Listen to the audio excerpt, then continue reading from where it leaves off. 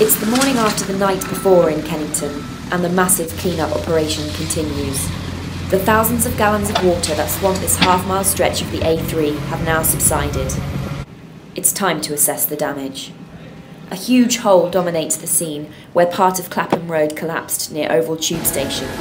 Discarded sandbags line the pavements, and the tarmac is covered in a sandy sludge. The first thing I heard about the flood is one of the local shopkeepers gave me a ring and told me that the road had collapsed and the Clapham Road behind me had turned into a river. So I popped down just to see if there was anything I could do, and I was actually quite shocked.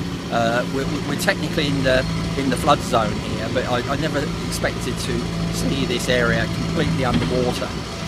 Just behind me over there were three like fountains coming up through the road.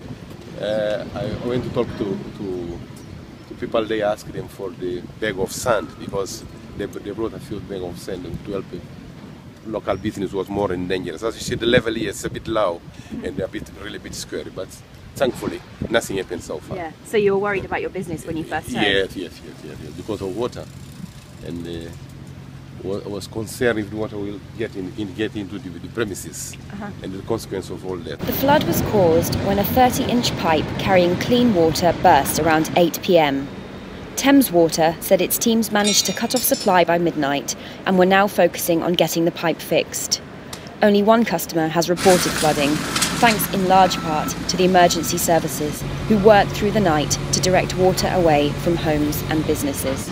Well, thanks to the emergency services, the water was heading in our direction. I have basements in my house, so if they hadn't have acted quickly, I'm pretty sure my basement would have got flooded. But fortunately, they did act quickly. Flooding has not left the headlines for months, and in this wider context, yesterday's events could seem insignificant, but most definitely not for those affected.